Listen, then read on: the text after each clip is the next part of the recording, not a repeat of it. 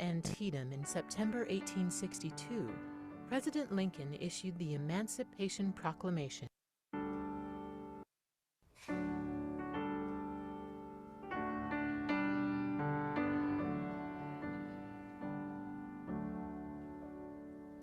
This world is one great battlefield with forces all arrayed. If in my heart I do not yield, I'll overcome someday. I'll overcome someday. I'll overcome someday. If in my heart I do not yield, I'll overcome someday. Like the Civil War itself, slavery didn't end with one decisive act. After the Battle of Antietam in September 1862, President Lincoln issued the Emancipation Proclamation in January 1863. It declared all persons held as slaves within the rebellious states to be free. Northern abolitionists welcomed the proclamation as a first step, while Southern slave owners ignored it. Ending slavery would take a constitutional amendment passed in January 1865, Robert E. Lee's surrender at Appomattox in April 1865, the heroism of many enslaved families, and the Union Army itself to personally deliver the news to the most remote corners of the conquered Confederacy. The proclamation that Lincoln signed didn't find its way into Texas, which is where my father's family is from, and the Rambo family, until mid-June of 1865. On June 19th, Union General Gordon Granger arrived in Galveston and personally delivered the news. The people of Texas are informed that, in accordance with the proclamation from the Executive of the United States, all slaves are free. This involves an absolute equality of personal rights and rights of property between former masters and slaves, and the connection heretofore existing between them becomes that between employer and hired labor. There was a lot of celebration, but there was also a lot of sadness, a lot of concern, a lot of fear. Both enslaved Africans and those who held slaves didn't know what really to do now. As freed Americans, where were we to go?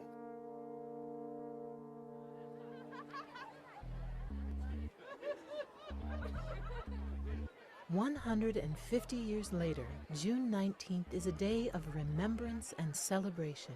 I think my first Juneteenth celebration was when I was 6 or 7, because I remember roasted ears of corn. And this was in Austin, Texas.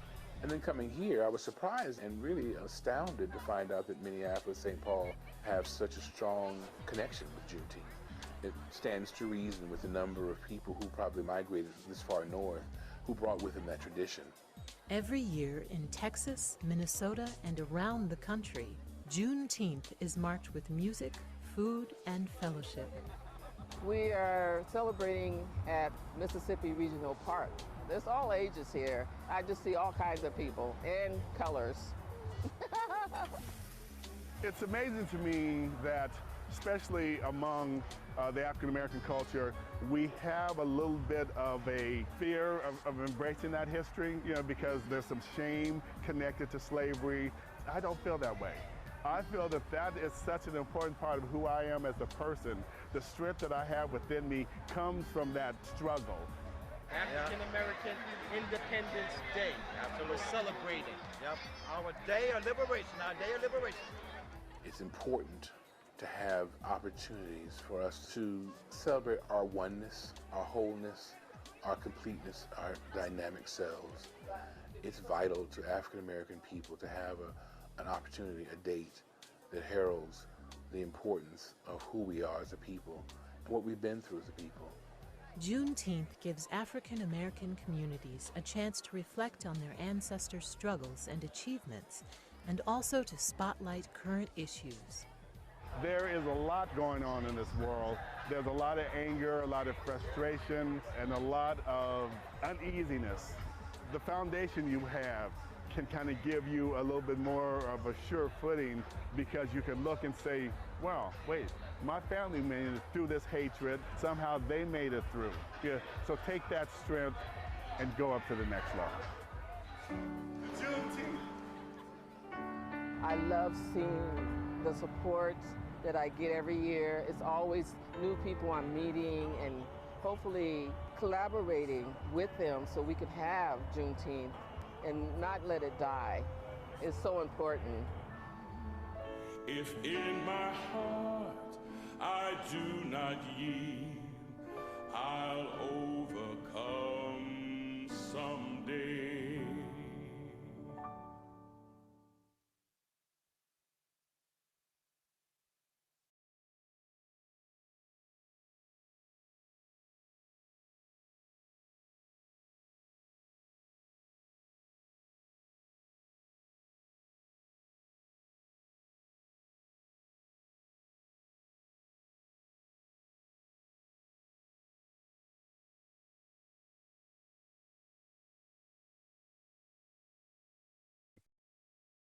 Well, hello, everybody. Welcome to chapel here in person in Minnesota, as well as online across the country.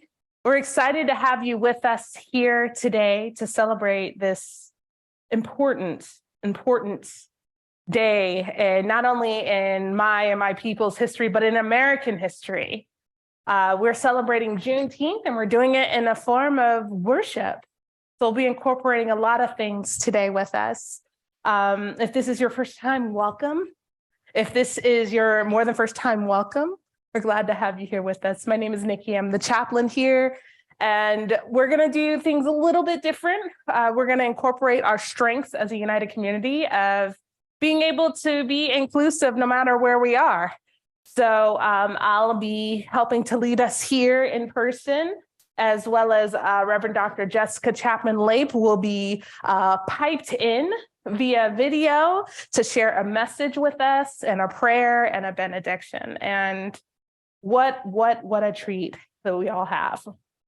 So without further ado, I'd like to start us off with just saying hello, welcome, glad you're here.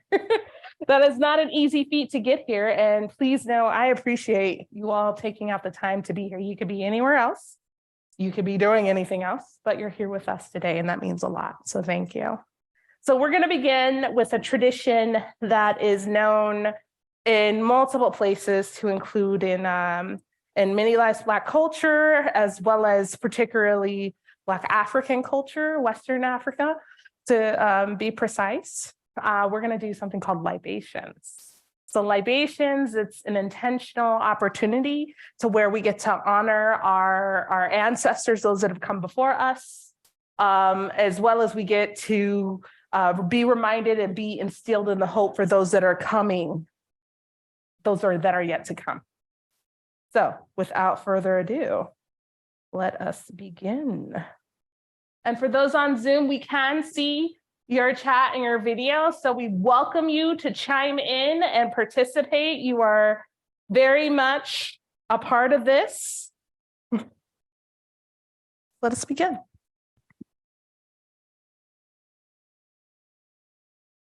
Again, welcome to Juneteenth Chapel. Juneteenth is also known as Freedom Day or Jubilee Day. It's significant, again, as I said, in our American culture, as it reminds us the day that Jessica and I and others' ancestors were freed, and that the Emancipation Proclamation and the decree was finally given to the last enslaved people in the United States. It was in Texas in 1865. So with that, it was June 19th, 1865 to be exact, where 2,000 Union troops came to Galveston Bay in Texas. Basically, the Army announced that the more 250,000 Black enslaved people in that state were freed by executive decree. The day became known as Juneteenth by the newly enslaved people in Texas. So we're blessed again to have Reverend Jessica Chapman Lape. She'll be piping in a little later in regards to our reflection as well as a prayer. And so let us begin. we are honored to bring the ritual offering that is connected to myself, to Professor Chapman Lape, well, to several others in regards to our Christian story of how we celebrate and honor those that have come, how we honor and hope for those that are coming, and how we appreciate those that are here. So, libations is giving honor and reverence and respect and recognition to our ancestors whose shoulders that we stand on, because we don't get here alone. It takes a village, it takes a community, and it takes a team. We pour libations in honor of the past so that we learn from it. We use water because water has no enemies. We gather to celebrate the unbroken chain between the past, present, and future, our ancestors, ourselves, and the unborn. Libations as old as religious ritual itself. In fact, it was practiced in the New Testament as well as in the Hebrew scriptures. Libations is created to thank our God for those ancestors who have blessed humanity. In order for a name to be included in a libation ritual, the person must be deceased. Libation honor those left humanity better than they found it. So I invite you, as I say some names and say some things, I invite you as a community to respond in the words of ashe being a term particularly from Western Africa to an astounding yes. So that's exciting. So we get to channel in our worldly views here of many things. So, ashe. Hey, we've come to honor those whose symbolic shoulders we stand on now. We honor those who paved the way. We honor those who sacrifice, those who paid the ultimate price for our freedom and our existence. Let us say ashe. To the untold number of people who did not survive the Middle Passage, whose bones are now littered the floor of the Atlantic Ocean, we give thanks to you. We now say ashe. To the Black and brown people who have been discriminated against and unjustly murdered in the United States, we thank God for them with hope that they are now at peace. Let us say ashe. We are proof that our ancestors survived. To those who endured an unimaginable pain, torture, and humiliation, who survived so that their children might live, those who hoped against all hope, who prayed prayers at times seemed to fall on deaf ears, to you we owe our existence, and we thank God for you. Ashe.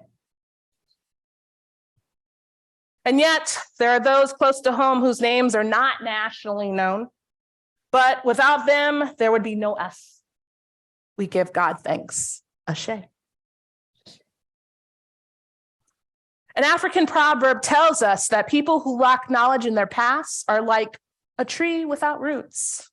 So, in the spirit of remembrance, we pour this libation. Let us say ashe. And yet, there are those, like we have said before and above, without them, without you, there would be no us. And let us pour for the sake of the future and the hope for those that are to come. Let us say. Now I invite you to sing with me a pretty infamous song, not only in culture, but in protests and organizations. We shall overcome, we shall overcome, we shall overcome someday. Oh, deep in my heart, I do believe we shall overcome someday. So let us sing together. One woman show today, we're doing it. We shall overcome. We shall overcome.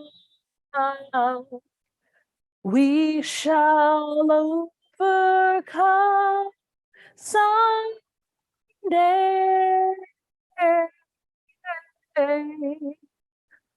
Oh, deep in my heart, I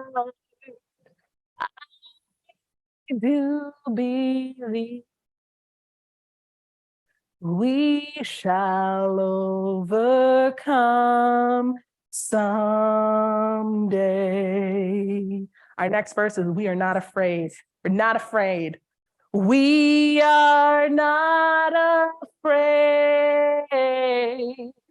We are not afraid.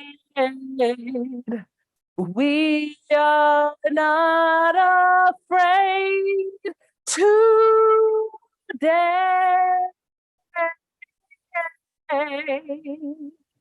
Oh, deep in my heart, I do believe we shall overcome someday. The last verse is, the truth will make us free. The truth will make us free. The truth will make us free. The truth will make us free someday.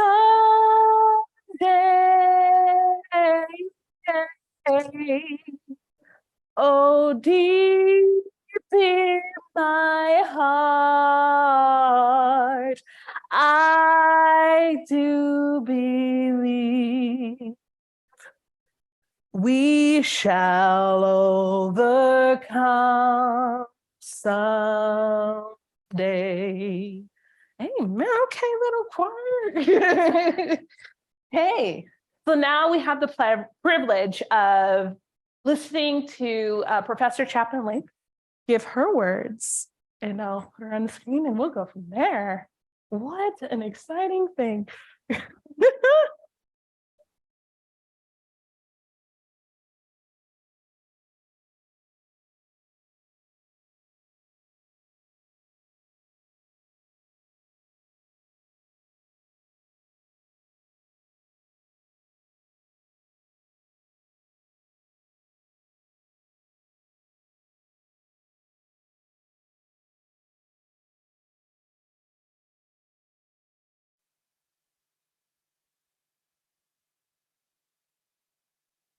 I too sing America. I am the darker sister. They send me to eat in the kitchen when company comes, but I laugh and eat well and grow strong. Tomorrow I'll be at the table when company comes. Nobody will dare say to me, eat in the kitchen then. Besides, they'll see how beautiful I am and be ashamed. I too am America. In my high school AP English class, we were tasked with memorizing and reciting a poem of our choice.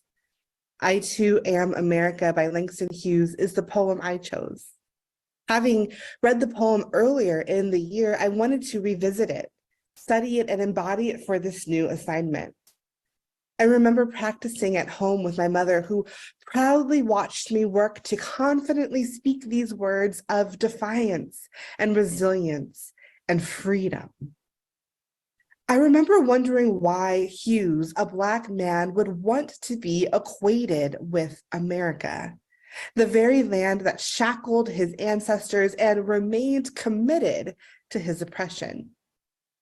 How could it be that he or any descendant of slaves would want to claim an America that did not want them free? But Hughes was free, and proud of it. And his freedom in both body and mind led him to create and to think and to form, led him to bask in his resilience and laugh at his oppressors. Although we continue to live in a society that lynches and abuses Black bodies, nonetheless, a celebration of Juneteenth tells us that we, Black people in the physical and legal sense, are free.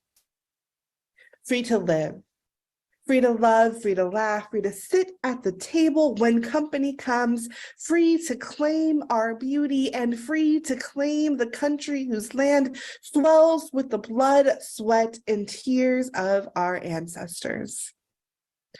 We are free. And friends, our celebration of Juneteenth is one of hopeful expectation. We celebrate the physical and legal freedom of African Americans and the dream of what Hughes notes as tomorrow, when there is this holistic and complete liberation of all humanity. And in the meantime, we recognize that we still have work to do to ensure that all of our siblings can lean into the freedom that Spirit calls us to. I, too, am America. Not because I subscribe to the unrealistic American dream, not because I take pride in the democratic experiment of who some refer to as our forefathers, and certainly not because I resonate with patriotic values rooted in war and dominance. I too am America because I'm free, and I can be whoever and wherever I want to be. I too sing America. I am the darker sister. They send me to eat in the kitchen when company comes, but I laugh and eat well and grow strong. Tomorrow, I'll be at the table when company comes, so nobody'll dare say to me, eat in the kitchen then. Besides, they'll see how beautiful I am and be ashamed. I too am America.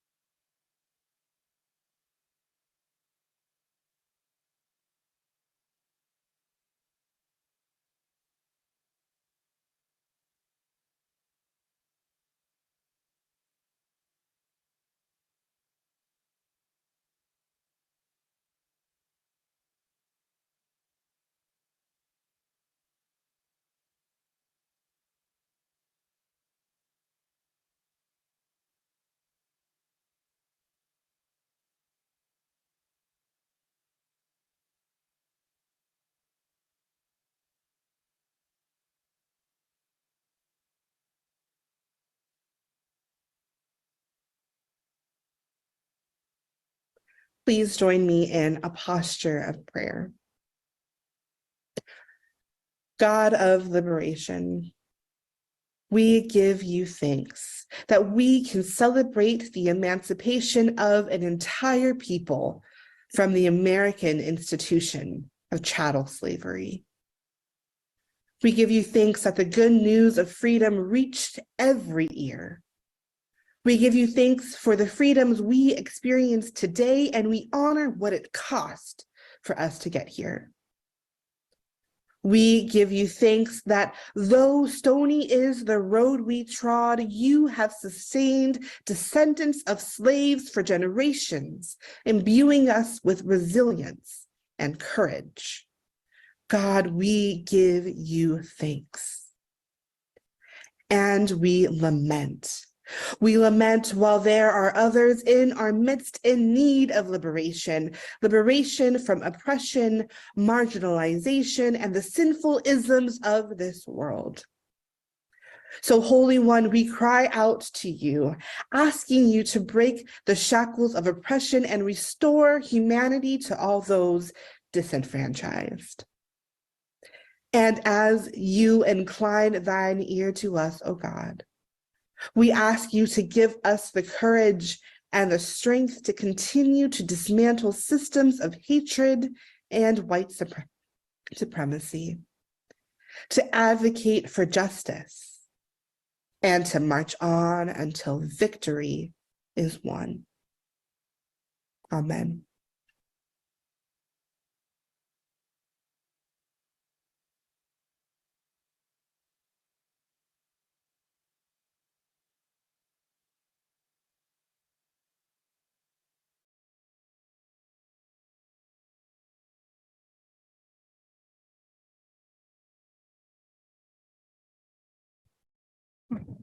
Friends, now I invite you to sing with me the next 3 verses of We Shall Overcome. And then we will end with a benediction from Professor Chapman Lape. The next verse, hand in hand. We'll walk hand in hand. We'll walk hand in hand. We'll walk hand in hand someday.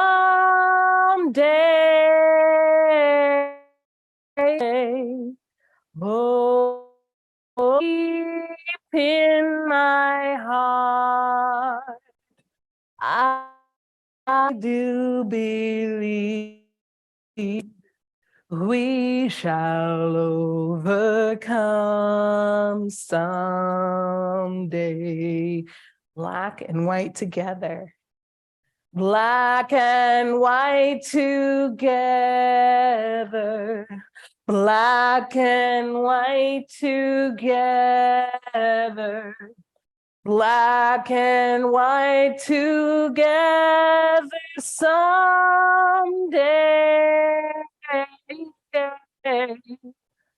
Oh, deep in my heart, I do believe we shall overcome someday. And the last verse, we shall all be free. We shall all be free. We shall all be free.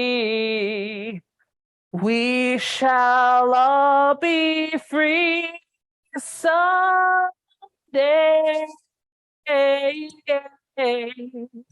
Oh, deep in my heart, I do believe we shall overcome someday. Amen. Before we have Professor Chapman Lape close us out in the benediction, I want to first and foremost thank you for being here with us today. Thank you for singing. Thank you for being open. Thank you for receiving. And next, I wanted to tell you that Professor Packman will be leading us next week in our chapel. So stay tuned and y'all come back and see that. Here we go.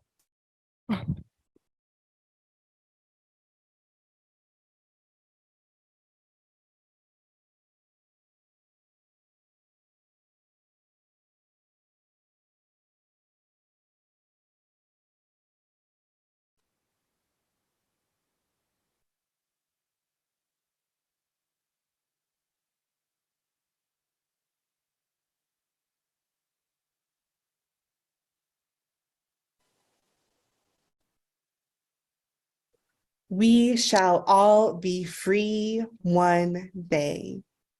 Trust that a God of liberation wants us to be free and to live in the hopeful expectation of Juneteenth.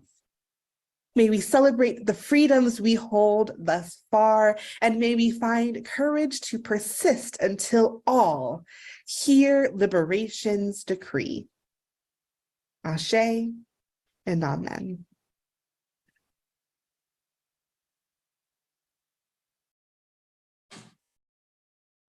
Ashe and amen. Thank you so much.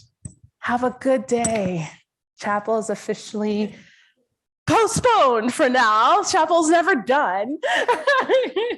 Thank you on Zoom for joining us today. Thank you here in person. Blessings to you and your day. You're welcome.